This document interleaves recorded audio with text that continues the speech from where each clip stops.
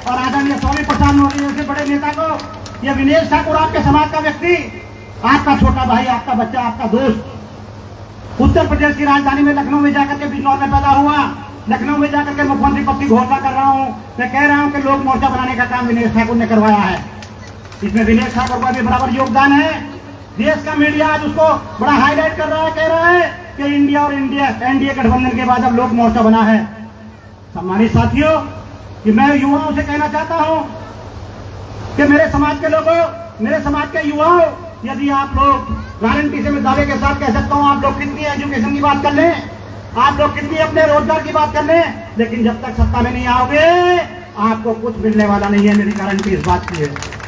हम लोग बड़े भारी जातिवादी बने फिरते हैं। हम लोग अपने आप को, कोई ठाकुर कहता है, कोई नंदवंशी कहता है, कोई सविता कहता है, कोई शैन कहता है। मैं गारंटी के साथ कहता हूं हमारी जातिगत हैसियत आज तक किसी पार्टी ने नहीं समझी। ये विनेश ठाकुर आपकी जातिगत हैसियत बनाने का काम करेगा। और ये आपके सामने कहता हूं कि गांव गरीब के जाकर के देखो, ये विनेश ठाकुर ने जो जनसेवा दल का गठन किया है किसी पूंजीपति के लिए नहीं किया है, चाहे वो मेरे समाज का क्यों ना हो, चाहे वो मेरे समाज का क्यों ना हो। मैं गांव गरीब की बात करने वाला व्यक्ति हूं, क्योंकि भारत गांव में 90% भारत गांव में निवास करता है। आज मुझे पता है 27,000 स्कूल उत्तर प्रदेश सरकार द्वारा बंद कर दिए गए। आज क्या हालत है लोगों की। हम लोग बड़ी एजुकेशन की बात करते हैं, हमारा तमाम सामाजिक संगठन करते हैं, प्रतिभा सम्मान समारोह करने का काम करते हैं। और आज ये विद्यालय, ये सौभाग्य की बात है कि हमारे आर.के. सिंह का ये विद्यालय आज अभी देखना आपको, अभी देखो प्लास्टर भी नहीं हुआ है। मैं गारंटी के साथ कहता हूं जो सत्ता में आएंगे तो ये आर.के. सिंह मेडिकल कॉलेज खोलने का काम करेंगे। विनेश ठाकुर की गारंटी। संघर्ष करो, हम तुम्हारे साथ। मैं पत्रकार, भैया संघर्ष करो, हम आपके साथ हैं। विनेश भैया संघर्ष करो, हम आपके साथ हैं। विनेश भैया संघर्ष करो, हम आपके साथ हैं। विनेश भैया जिंदाबाद, विनेश भैया जिंदाबाद, विनेश भैया जिंदाबाद। मैं पत्रकार आदमी अच्छी खासी पत्रकारिता करता था ना। मैंने कोई जाति का, मैं तो 50 लोगों के बीच में कहता हूँ, हजारों लोगों के बीच में कहता हूँ कि मेरा कोई जाति का सम्मान नहीं, वो जाति का मेरा कोई इतिहास नहीं रहा है। मैंने अपने समाज के लिए बहुत ज्यादा काम करने का काम नहीं किया है, लेकिन अखबार के माध्यम से हमेशा अति पिछड़ों की आवाज उठाने का काम किया है। मैं समझता था पत्रकारिता बहुत बड़ी चीज है। मैं समझता था अखबार में संपाद के छपेगा तो मार सरकारें कार्रवाई करना शुरू कर देंगे। लेकिन सम्मानित साथियों, अखबार में खबर छपती है, अखबार में संपादकीय छपता है तो इधर फेंक दिया जाता है, क्योंकि हमारी व्यवस्था इस तरह की है। हम लोगों को चौथे वर्ण में गिना जाता है। हम लोग ठाकुर बने फिरते हैं, हम लोगों को हिंदू, हम बड़े बड़े हिंदूवादी बने फिरते हैं। लेकिन मैं गारंटी के साथ कहता हूं जब टिकट बांटने की बारी आती है तो हमको हिंदू तो छोड़ो, बुंदू भी नहीं समझा जाता है। साथी, हमको आज तक का इतिहास है, एक विधायक इस उत्तर प्रदेश में न बनना बड़े दुर्भाग्य की बात है। ये हम लोगों के लिए शर्म की बात है। हम लोगों का इतिहास रहा है, हम महापद्म के वंशज हैं, हम नंदवंश प्रणाली चलाते हैं। हम लोग बड़े भारी नंदवंशी बने फिरते हैं। मेरे पिताजी के पास 1 लाख बीघा जमीन थी, उसमें इतनी 50,000 बीघा में पौधीना हुआ करता था, उसमें जीरा हुआ करता था। लेकिन आज की तारीख में मेरे समाज की क्या हालत है, मुझे इस पर शर्म आती है इस बात की कि आज समाज का एक विधायक नहीं बन सका, एक सांसद तो क्या बनता। मैं कहना चाहता हूं समाज के लोगों से, वहां तमाम सामाजिक संगठनों के लोगों से कि सामाजिक संगठन के लोगों, इस विनेश ठाकुर ने लीवर ट्रांसप्लांट के बाद एक अलग जगाने का काम किया है। आज सैन सविता नंद समाज का आदमी उत्तर प्रदेश में सरकार बनाने की बात कर रहा है। आज सैन सविता नंद समाज का व्यक्ति उत्तर प्रदेश में सरकार बनाने की बात कर रहा है। यार मैं गारंटी के साथ कहता हूं, ये विनेश ठाकुर ने कल भी एक आर्टिकल लिखा था, उसमें लिखा था कि जनसेवा दल सम्मान एक्सप्रेस के नाम से मेरी ट्रेन, उसका ड्राइवर मैं हूं। सम्मान एक्सप्रेस के नाम से एक ट्रेन मैं चलाने का काम कर रहा हूं, जो प्लेटफार्म पर, जो मजबूती के साथ कामयाबी के प्लेटफार्म पर जाकर के रुकेगी। ये ट्रेन का ड्राइवर आपका भरोसे का आदमी है। मेरा कोई निजी इच्छा नहीं है, लेकिन मुख्यमंत्री को मैं बनना चाहता हूं। मैं गारंटी के साथ कहता हूं, मैं बता देना चाहता हूं कुछ लोगों को कि मैंने एक आर्टिकल डाल दिया था फेसबुक पर, 2-4 लोगों ने लिखने का काम किया। मैंने कहा था कि मैं जातिवादी होकर के निकला, मैं जातिवादी होकर के निकला हूं। और आदरणीय कर्पूरी ठाकुर जी तो महान नेता हुए इस देश के। आदरणीय कर्पूरी ठाकुर जी, जननायक कर्पूरी ठाकुर जी, देश में उनके बराबर का नेता पैदा नहीं हुआ, उनके जैसा ईमानदार पैदा नहीं हुआ। लेकिन अगर वो जातिवादी होते तो मैं गारंटी के साथ कहता हूं कि उत्तर प्रदेश में अब तक 50 विधायक बन गए होते इस समाज के गारंटी के साथ मैं कई बातों कहना चाहता हूं। आज बड़े भाई लोग कर्पूरीवादी बनने का काम करते हैं। बड़े बड़े नीतीश कुमार जी बिहार में, उत्तर प्रदेश में कौन सी ऐसी पार्टी है जो कर्पूरी ठाकुर जी को मारने का काम नहीं करती है। लेकिन मैं गारंटी के साथ आप लोगों के सामने कहना चाहता हूं कि जाति की किसी की नजर में 2 कौड़ी की अहमियत नहीं है। किसी पॉलिटिकल पार्टी की नजर में केवल वोट के रूप में इस्तेमाल किया जाता है। लेकिन विनेश ठाकुर पत्रकार आदमी देख रहा था लंबे समय से कि कोई सामाजिक संगठन का व्यक्ति निकल करके आएगा। मैंने लाख प्रयास किया, मैं पत्रकारिता से हटना नहीं चाहता था। लेकिन दुर्भाग्य की बात है कि मुझे लोग सीख देने की बात करते हैं, कभी ये नहीं सोचते कि ये लीवर ट्रांसप्लांट का हमारा बच्चा, हमारा भाई, हमारा दोस्त ये मैदान में निकला हुआ, कभी इसको आशीर्वाद देने का काम करे। आज उत्तर प्रदेश में बड़ा भारी एक एमसीएस नाम का संगठन चला फिरता है। मैं नाम नहीं लेना चाहता था, लेकिन गुस्सा मुझे इस बात का है क्योंकि मैं भी उसी समाज से आता हूं। दुर्भाग्य की बात है, मैं गारंटी के साथ कहता हूं, चाहे बरेली के लोग हों, चाहे मुरादाबाद के लोग हों, चाहे बिजनौर के लोग हों, चाहे पूर्वांचल के लोग हों, चाहे पश्चिमांचल के लोग हों, वो सब पदाधिकारी मेरे साथ खड़े हैं।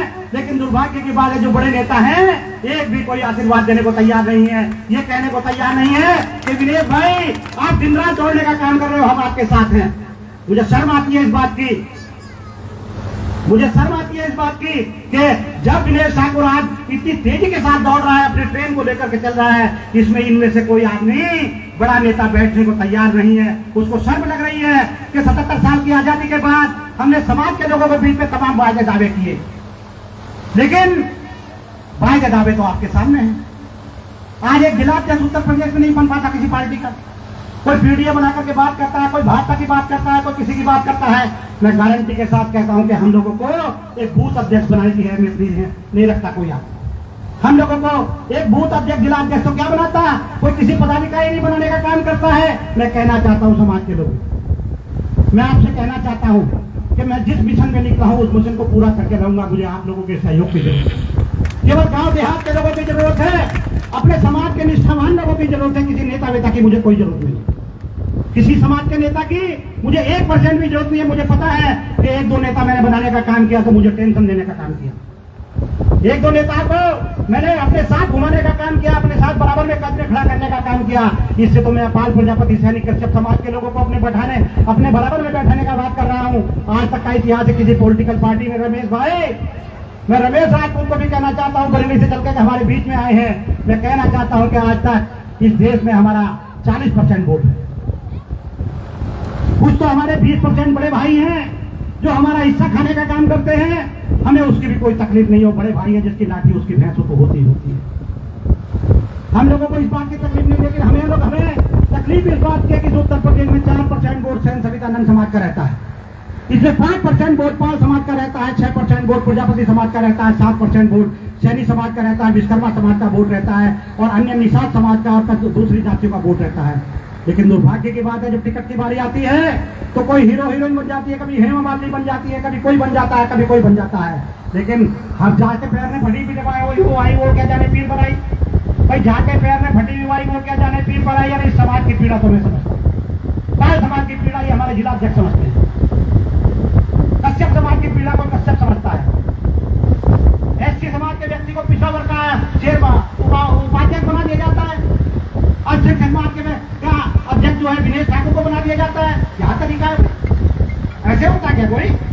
अति पिछड़ा समाज का 40% वोट की उत्तर प्रदेश में कोई अहमियत नहीं है। लेकिन स्वामी प्रसाद मौर्य जी को जो उत्तर प्रदेश के ओबीसी के बड़े नेता है, मैं उनके भाई की उसमें शांति पाठ में गया था। कल मैं उनके भाई के अभी समाज के लोग और तो पूछो 2-2 कौड़ी के लोग ये कहने का काम कर रहे हैं। कई लोग लिखवाते हैं उसमें कहते हैं कि आपने स्वामी प्रसाद मौर्य जी को मुख्यमंत्री पद का प्रत्याशी क्यों घोषित कर दिया। अरे मैं पूछना चाहता हूं उन लोगों से, दिमाग में अपने तेल डालने का काम करो और बताओ कि आज तक आपके समाज का एक विधायक नहीं बना है और आज स्वामी प्रसाद मौर्य जैसे बड़े नेता इस ओबीसी का नेतृत्व करने का प्रयास कर रहे हैं। और मैं गारंटी के साथ कहता हूँ, यदि पाल प्रजापति कल उनके आ रहे हैं, उनके यहाँ शांति पाठ में कम से कम 150 विधायक, कई जिला पंचायत के चेयरमैन, उनके कई पूर्व सांसद, कई पूर्व मंत्री उनके यहाँ थे। मेरे समाज के लोगों, ये विनेश ठाकुर को उन्होंने एक्स्ट्रा सम्मान किया। मैं आप लोगों से बता देना चाहता हूँ, केवल इतना कहने के लिए मैं ये बात कह रहा हूँ कि जिस व्यक्ति ने 150-200 विधायक अब तक अपने जीवन में दूसरी पार्टी को बनाने का काम किया, लेकिन जब आज वो लोक मोर्चा के अध्यक्ष बने हैं, हमारा 9 पार्टियों का गठबंधन हुआ है, मैं गारंटी के साथ कहता हूँ कोई समाज का व्यक्ति अपनी जनसंख्या अनुपात में हिस्सेदारी से वंचित नहीं रह पाएगा। ये विदेश लोगों से आर के सिंह जी, मैं आप लोगों से कहना चाहता हूँ कि समाज के लोगों ने बड़ी पीड़ा बर्दाश्त की है। आज तक एक विधायक सांसद और दूसरा कोई मंत्री नहीं बना पाए हैं, लेकिन विनेश ठाकुर आप लोगों के सामने वादा कर रहा। यदि मेरे समाज के लोग, यदि आप लोग मेरी बात से सहमत हो, हाथ उठाकर के समर्थन कीजिए कि विनेश भाई हम आपके साथ हैं। मैं आप लोगों को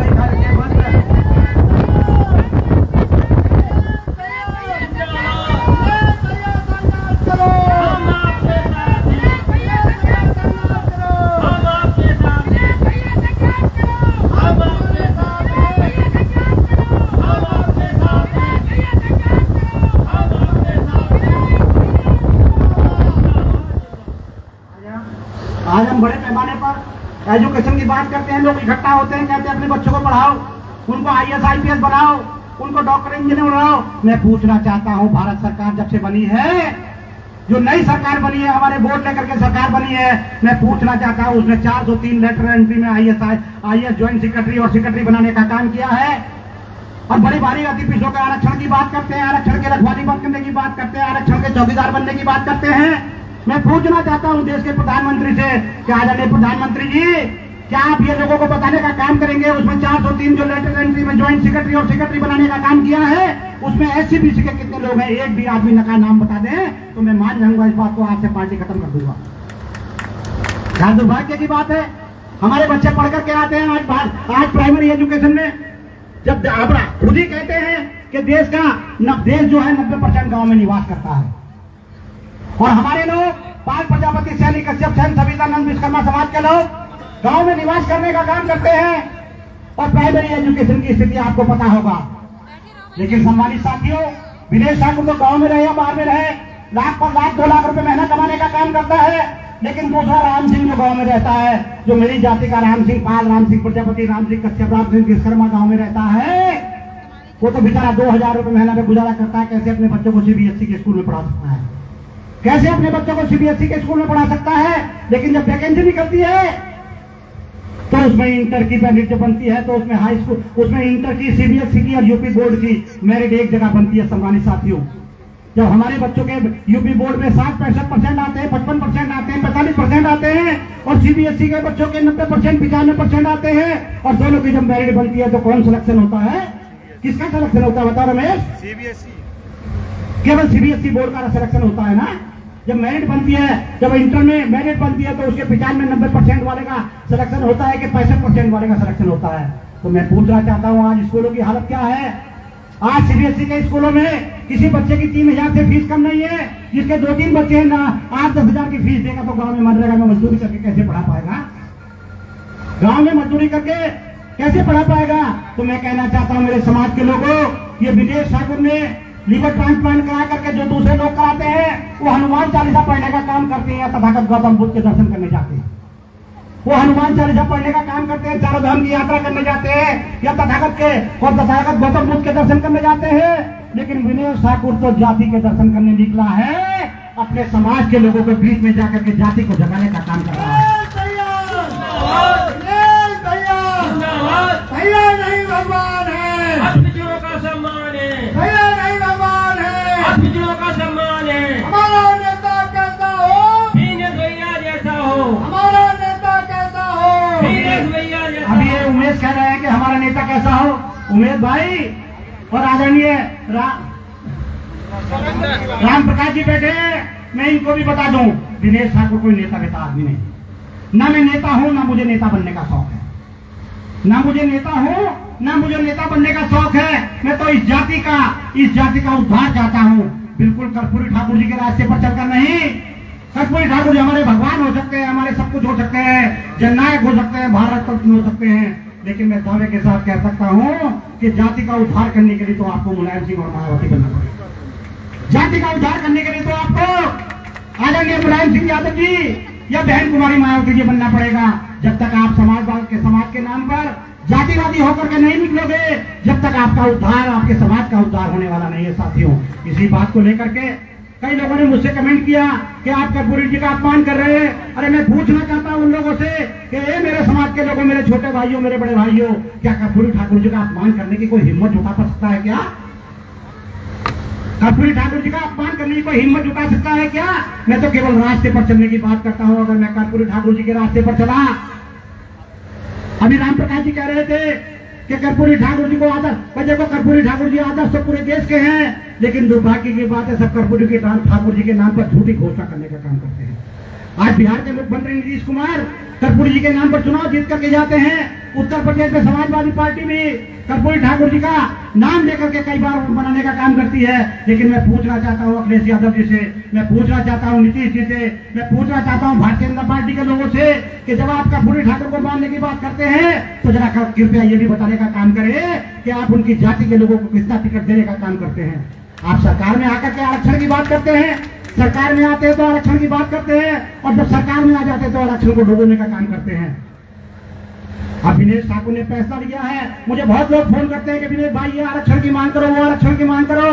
मैं अपने समाज के लोगों से कहना चाहता हूं, मैं उनसे भी कहता हूं कि मुझसे आरक्षण के बारे में बात मत करना, मुझसे कहीं ज्ञापन सौंपने की बात मत करना, क्योंकि विनेश ठाकुर ज्ञापन देते देते थक चुके हैं। अति पिछड़े वर्ग के लोग ज्ञापन देते देते थक चुके हैं। अब विनेश ठाकुर मुख्यमंत्री बनकर ज्ञापन देने का काम करेगा और स्वामी प्रसाद मौर्य को मुख्यमंत्री बनाने का काम करेगा, उनके साथ मंत्रालय में रहने का काम करेगा। ज्ञापन देने वाला बनना चाहता है। अब विनेश ठाकुर ने टिकट मांगने वाला नहीं, अपने समाज को टिकट बांटने वाला बनाने का काम किया है। मैं आप लोगों से कहना चाहता हूँ, समाज के लोगों, ये आपका छोटा भाई आपसे इस बात की भीख मांगता है, आपसे कहना चाहता है कि मैंने तन मन धन लगा करके इस संगठन को खड़ा किया, मैंने तन मन धन लगा करके इस संगठन को खड़ा किया है। मार बुद्धि देने वाले लोग दुनिया भर के आते हैं। मैं कहना चाहता हूं सभी लोगों से कि विनेश ठाकुर के फार्मूले में प्रत्येक चीज मौजूद है। ये विनेश ठाकुर कोई नेता वेता नहीं है, झूठी सच्ची घोषणा करता नहीं घूम रहा है। विनेश ठाकुर घोष जातिवादी होकर के अपने समाज को 4% हिस्सेदारी और अति पिछड़े समाज को उनकी जनसंख्या अनुपात से हिस्सेदारी दिलवाने के लिए निकला मैदान में है। और मैं विश्वास दिला देना चाहता हूं कि विनेश ठाकुर का फार्मूला जो है ना, वो आज तक किसी पार्टी ने बनाया तो जरूर होगा, लेकिन किसी ने पालन करने का काम नहीं किया।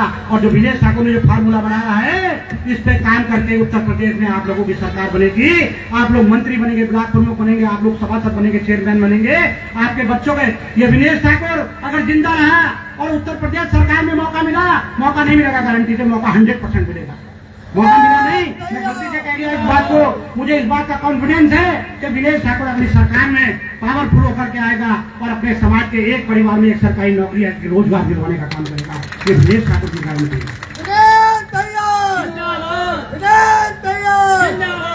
आज मैं खाली इन महिलाओं से भी कहना चाहता हूँ, यहाँ बैठी हैं और ये भतीजी बेटी है हमारी आर के सिंह की, जो इस विद्यालय की प्रबंधक है। मैं इससे भी कहना चाहता हूँ बच्चों से, बच्चे हों या बड़े, छोटे हों या बड़े, या जो भी आपके सामने आए, उनसे बताओ कि अब हमें अपना कुछ नहीं चाहिए, हम वोट तब देंगे जब हमारे समाज को हिस्सेदारी मिलने की बात होगी। मैं दूसरी पार्टी में काम करने वाले अपने समाज के लोगों से भी कहना चाहता हूँ कि ये संगठन केवल अपने समाज के लिए नहीं, जो सपा बसपा भाजपा में काम कर रहे हैं उनके लिए भी ये संगठन काम करने का काम कर रहा है। आज तक हमारा कोई कंपटीटर नहीं था, किसी पार्टी का कोई कंपटीटर नहीं था। आज विनेश ठाकुर का नाम, लोक मोर्चा का नाम स्वामी प्रसाद मौर्य जी आज निर्णायक होकर के निकले हैं। कई लोग मुझसे पूछने का काम कर रहे हैं कि स्वामी प्रसाद मौर्य जी तो बड़े पावरफुल मंत्री रहे हैं, 4 बार मंत्री रहे हैं, उन्होंने समाज के लिए क्या किया? मैंने कल देखा अपने नजदीक से कि उन्होंने समाज के लिए क्या किया। उस व्यक्ति ने 150 से ज्यादा विधायक अब तक बना चुके होंगे, दर्जनों सांसद अब तक बना चुके होंगे, दर्जनों मंत्री पिछले समाज के बना चुके होंगे। वो भी तब जो वो निर्णायक भूमिका में नहीं रहे हैं। जब वो बहन जी के साथ रहे तो बहन जी राष्ट्रीय अध्यक्ष थी, जब वो समाजवादी के साथ रहे तो अखिलेश जी, मुलायम सिंह जी यादव राष्ट्रीय अध्यक्ष थे, जब वो भारतीय जनता पार्टी में रहे तो भारतीय जनता पार्टी में तो किसी की हैसियत नहीं है कि अपनी मर्जी से टिकट दिलवा सके। उसके बाद भी उन्होंने 2-4 टिकट दिलवाने का काम किया। लेकिन मैं गारंटी के साथ कहता हूं, आज स्वामी प्रसाद मौर्य भी निर्णायक भूमिका में है और ये विनेश ठाकुर उनका छोटा भाई उनके साथ खड़ा है। मैं गारंटी से कहता हूं कि यदि उन्होंने मेरी बात को, जो मेरी बात तय हुई है उनसे, मैंने उनसे कहा है कि मैं अपने समाज की और अति पिछड़े वर्ग की बात करने निकला हूं। मैंने उनसे बात तय की है कि मैं अति पिछड़े समाज को जनसंख्या अनुपात में हिस्सेदारी का वायदा करके निकला हूं। यदि आप इस बात से अलग हो जाते हैं तो उन्होंने कहा विनेश भाई कैसी बात करते हैं, कैसी बात करते हो? जब मैं दूसरी पार्टी में रहकर के अति पिछड़े वर्ग की बात कर सकता हूं तो आज तो लोक मोर्चा का अध्यक्ष आकर आप लोगों ने मुझे बनाया है। मैं गारंटी के साथ कहता हूं कोई समाज का व्यक्ति जनसंख्या अनुपात में हिस्सेदारी से वंचित नहीं रह पाएगा।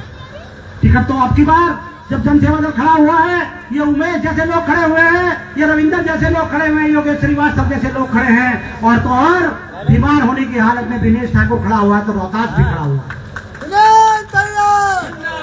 दिनेश ठाकुर खड़ा हुआ तो रोहतास भी खड़ा हुआ है। हम लोगों ने निश्चय लिया है, और मैं गारंटी से आप लोगों को बता दूं कि दिनेश ठाकुर बहुत लंबी राजनीति करने नहीं आया है। दिनेश ठाकुर इस समाज को सत्ता में स्थापित करने आया है।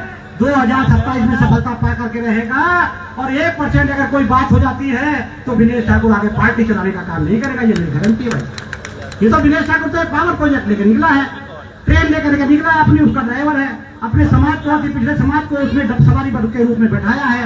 रास्ते में कुछ उतर रहे हैं, कुछ चढ़ रहे हैं, कुछ उतर रहे हैं, कुछ चढ़ रहे हैं। कई लोग मेरे साथ ट्रेन में आके ड्राइवर की सीट पर बैठते थे, वो भी बेचारे परेशान होकर के उस ट्रेन से उतर गए हैं, लेकिन सवारियों की कमी नहीं है, सवारियों की कमी नहीं है। सब लोगों को पता है कि उम्मीद की ट्रेन, सम्मान की ट्रेन दिनेश ठाकुर चला रहा है, जिसने एक अखबार मजबूती के साथ चलाने का काम किया, और वो ट्रेन का ड्राइवर बना है, तो इस तरह से दुर्घटना करने का काम नहीं करेगा, अपने समाज को सम्मानजनक प्लेटफार्म पर ले जाकर के दम देगा। ये मेरा वायदा आप लोगों से है। मैं इसी के साथ आप लोगों से, इन बच्चों को शुभकामनाएं देते हुए, इस कार्यक्रम के आयोजकों को शुभकामनाएं देते हुए, और इस आपदा के क्षेत्र में मैंने कभी सपने में सोचा था, जब लोग मुझे माला पहनाने का काम करते थे, मैं सोचता हूँ यार दिनेश ठाकुर तू क्या हो गया? अरे अभी तो एडमिशन ही हुआ है, अभी तो एग्जाम पास भी नहीं किया है, अभी तो छमाही एग्जाम भी नहीं हुआ है, और दिनेश ठाकुर को सम्मान, मैं तो आंखों में आंसू हो जाते हैं कि दिनेश ठाकुर, जबकि मैंने दिनेश ठाकुर से हटा करके, क्योंकि मैं ठाकुर तो हूं नहीं, मैं तो दिनेश भैया अपना नाम रख लिया है। मेरा समाज पीड़ित रहे और दिनेश ठाकुर ठाकुर बना रहे, ये कौन तरीका है? मैंने अपना नाम दिनेश भैया रख लिया, क्योंकि मुझे ठाकुर कहने में ठाकुरपन की बू आती थी। इस चक्कर में मैंने ठाकुर नहीं, मैं अपने सामंतवादी जो लोग हैं उनके द्वारा किए जा रहे उत्पीड़न के खिलाफ, उनके द्वारा किए जा रहे उत्पीड़न के खिलाफ ये दिनेश ठाकुर बीमारी की हालत में आप लोगों का ट्रेन चलाने निकला है, और इसको सम्मान दिलवा करके दम देगा। ये दिनेश ठाकुर की गारंटी आप लोगों से है। तो मैं चाहता हूँ समाज के लोगों, मैं चाहता हूँ अपने समाज के लोगों, मैं चाहता हूँ अति पिछड़े वर्ग के लोगों, मैं चाहता हूँ पाल प्रजापति सैनिक कश्यप समाज के लोगों, मैं चाहता हूँ सभी लोगों से, जो भी वंचित जाति है, सलमानी समाज है, पसमानदा समाज है, मैं सभी लोगों से कहना चाहता हूँ कि दिनेश ठाकुर की ट्रेन में सवारी कर लो, इस दिनेश ठाकुर की ट्रेन को ओवरलोड कर दो, ताकि भारत की बड़ी बड़ी पार्टियां चका करके गिर जाए और कहें ये नंदवंश के लोग कहां से आ गए, इन्होंने तो अति पिछड़ों की पूरी कमान संभालने का काम किया है। और ये दिनेश ठाकुर के साथ यदि युवा साथी, अब ये योगेश श्रीवास्तव बड़ी मेहनत से लगा है, ये रविंदर बड़ी मेहनत से लगा है, ये अरविंद ठाकुर अभी फरुखाबाद में होता है तो अभी मेरठ में होता है। ऐसे लोगों की जरूरत है यार। किसी अच्छा खासा काम करने के बाद गांव गांव घूमते फिर रोज फोटो डालते हैं लोग, कहते हैं आज वहां मीटिंग की, आज वहां मीटिंग की। क्या है ये जुनून है ना बरादरी का। ऐसे लोगों की जरूरत है इस समाज को, ऐसे लोगों की आवश्यकता है इस समाज को। यदि आप लोगों ने ईमानदारी और निष्ठा के साथ इस दिनेश ठाकुर का साथ दिया, तो ये दिनेश ठाकुर आपको कामयाबी दिला के देगा। इस देश में, इस उत्तर प्रदेश में नंदवंश का शासन वापस ला दिया तो दिनेश ठाकुर आपको मुंह नहीं दिखाएगा। ये मैं आप लोगों से ये भी कहना चाहता हूँ, मैं आप लोगों से ये भी कहना चाहता हूँ कि आज की तारीख में सोशल मीडिया का युग है। जिसके पास जनसेवा दल का कोई वीडियो आए, जिसके पास जनसेवा दल का कोई मैसेज आए, उसको फॉरवर्ड करने का काम करें और मेरा फेसबुक पेज फॉलो करने का काम करें, क्योंकि उसके ऊपर उस पर अगर हम लोग 10, 15, 20 लाख की संख्या में हो जाते हैं तो बड़ी बड़ी पार्टियां उसको देखती हैं और कहती है ये जनसेवा दल के साथ तो 50 लाख लोग जुड़ते हैं, ये जनसेवा दल के साथ 50 लाख लोग जुड़ चुके हैं। मैं गारंटी के साथ कहता हूँ अभी तो दिनेश ठाकुर 4% टिकटें और सीटें मांगने का काम कर रहा है। यदि आप लोगों ने उसको बढ़ा करके उसमें सोशल मीडिया पे दिनेश ठाकुर का प्रचार प्रसार बढ़िया करके कर दिया युवा साथियों, तो मैं गारंटी के साथ कहता हूँ दिनेश ठाकुर की नीयत बदल जाएगी और ये 4-5-20 की जगह 40 टिकट लेने का काम करेगा, अपने समाज के लोगों को लड़ाने का काम करेगा। ये आप लोग मेरे खुद पर भरोसा रखें। ये आपकी ट्रेन का ड्राइवर बड़ा चालाक और बड़ा चुस्त आदमी है, ये कहीं मार खाने वाला नहीं है, अपने समाज को सम्मान दिलाने निकला है। नहीं तो हर आदमी को जान प्यारी होती है। आज डॉक्टर ने मुझे कह रखा है कि आप लोग भीड़ से काम अलग रहने का काम करें। लीवर ट्रांसप्लांट के पेशेंट को इन्फेक्शन का खतरा होता है, मैं इन्फेक्शन झेल चुका हूँ, मैं इन्फेक्शन झेल चुका हूँ। लीवर ट्रांसप्लांट में 25 दिन एडमिट रहा और इन्फेक्शन में 3 महीने बीएल कपूर में हॉस्पिटल में एडमिट रहा। आदरणीय समाज के लोगों, आज हर आदमी जान बचाने में लगा हुआ, जरा नाक में जुकाम हो जाता है, जरा बुखार आ जाता है तो अपने घर बैठ जाता है। लेकिन मुझे ना बुखार की चिंता है, ना मुझे अपने शरीर की चिंता है, ना मुझे अपने परिवार की चिंता है, क्योंकि इस दिनेश ठाकुर के परिवार में अब करोड़ों लोग हो चुके हैं। अब दिनेश ठाकुर के परिवार में करोड़ों लोग हो चुके हैं। इस उत्तर प्रदेश की आबादी 22, 24, 25 करोड़ है, उसमें हमारा 40% वोट है। मैं 40% की बात करने की बात करता हूं। और मैं अभी भी कहना चाहता हूं आप लोगों से कि आप लोग पाल प्रजापति अपने से इक्वल लोगों के साथ, अपने समाज के लोगों के साथ, हमारा समाज अब आपकी एक बात और याद आ गई, जब पॉलिटिकल पार्टी जब चुनाव आता है तो हमारे लोग भी उसमें जाते हैं, टिकट की लाइन में लगने का काम करते हैं, अपना बायोडाटा लगाने का काम करते हैं। हमारे लोगों को अगर मैं चांदपुर से टिकट मांगता हूं, अगर मैं बिशोली से टिकट मांगता हूं, तो मुझे कह दिया जाता है कि तुम्हारा 3-4 हजार वोट है, उस पर कैसे जीत जाओगे। पाल समाज का आदमी जाता है, उससे कहते हैं तुम्हारा 8-10 हजार वोट है, कैसे जीत जाओगे। कश्यप समाज का आदमी जाता है, उससे कहते हैं तुम्हारा 3 हजार वोट है, कैसे जीत जाओगे। सैनी समाज का आदमी जाता है तो उससे कह दिया जाता है कि तुम 8-10 हजार के वोट हो, तुम कैसे जीत जाओगे। लेकिन जब पंडित जी टिकट मांगने जाते हैं, जब ठाकुर साहब टिकट मांगने जाते हैं, तो ठाकुर की भी कई खाप होती हैं, पंडितों की भी कई खाप होती हैं, और वैश्यों की भी कई खाप होती हैं, मुस्लिमों की भी कई खाप होती हैं। मुसलमानों को मुसलमान मान लिया जाता है, ब्राह्मण चतुर्वेदी हो, त्रिवेदी हो, चतुर्वेदी हो, पंचवेदी हो, छठवेदी हो, या कोई भी हो, या शर्मा जी हो, या कुछ भी हो, उनको ब्राह्मण मान लिया जाता है। लेकिन जब अति पिछड़े वर्ग के लोग, उन शासन के सत्ता के चालकों को पता है, उन सरकार चलाने वालों को पता है, वो चालाक किस्म के लोग हैं, उनको पता है कि अगर इनको एक जगह मान लिया तो प्रत्येक विधानसभा में 1.5 लाख वोट रखते हैं, ये हमारा तो नंबर नहीं आने देंगे, हमारा नंबर नहीं आने देंगे। तो मैं कहना चाहता हूं कि पिछले समाज के लोगों, यदि हम लोग एकजुट हो जाते हैं तो हमें किसी पार्टी से गठबंधन की जरूरत नहीं पड़ेगी।